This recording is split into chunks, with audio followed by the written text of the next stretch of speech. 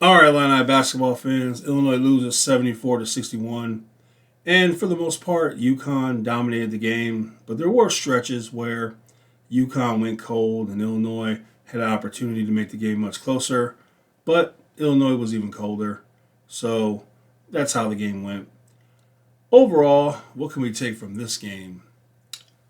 Boswell, without question, he gets it and he understands, and he shows it when he plays. 25 points today with 9 rebounds, 7 out of 7 from the free throw line. He showed up and he showed out. We need everyone else to do the same. So if Illinois can take anything from this game, I hope that it's Kylan Boswell, the way he plays. I hope that they all can somehow, some way, get what he has in them. Obviously, today, Stojakovic was missing. He was playing cowardly. Brad Underwood was highly upset with him, and he embarrassed himself today, without question. Um, Other than Boswell, there's no one worth talking about. He was the only one that did anything worth talking about. So I give Boswell a lot of credit. I didn't think that he would ever reach these levels when he came to the Illini program, but he sure has. So much respect to him. He's been a pleasant surprise since he's been at Illinois, and we're happy to have him. Now, there is one good news to report. Illinois didn't give up a career high to anyone on UConn. I mean, that's something worth celebrating. How many times have you heard me say that Illinois gave up a career high to an opponent? How many times? 90% of the time Illinois plays. So anytime they don't, you got to mention it. And, I mean, that's one good thing. So if you're Brad Underwood, you're probably breaking stuff in the locker room. UConn has absolutely just owned you. And I know it's got to be driving them crazy. It drives me crazy. And I'm sure that the players knew how important this game was, and they just let him down, except for Boswell.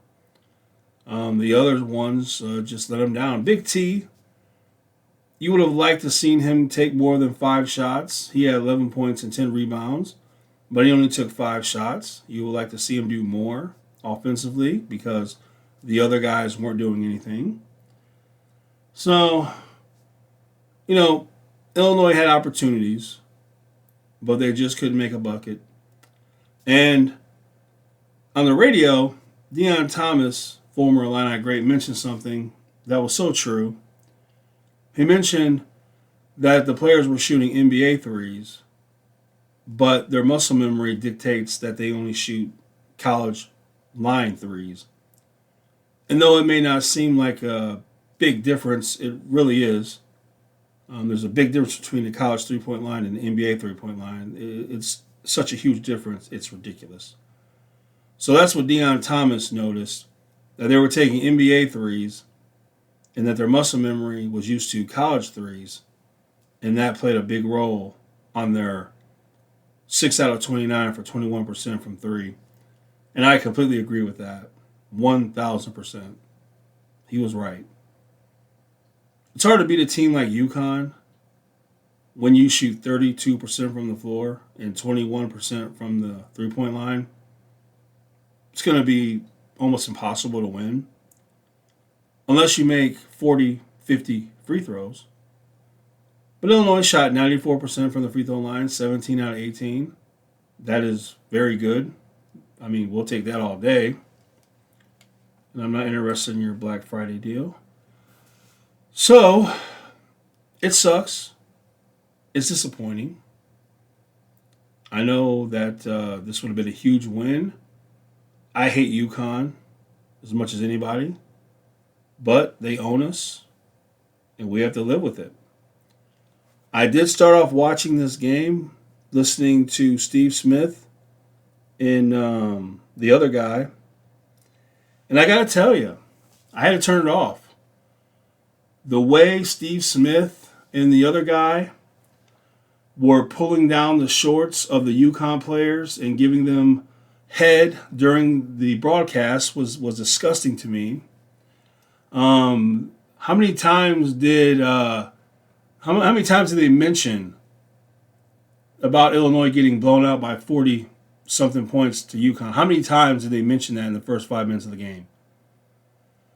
And Steve Smith, with no shame, was just giving solo ball blowjobs on air the whole entire first 5 minutes of the game.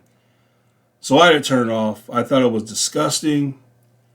And I've noticed, I'm sure you guys have too, for the most part, when Illinois plays a good team, 99% of the time, the announcers are giving blowjobs to that team. Illinois is just, they're just not respected. No one talks about them in a positive way. It's always the other programs that they go on and on about how great they are. And that's okay. UConn's won a couple of national titles back-to-back recently. Illinois, they can't do anything. And so,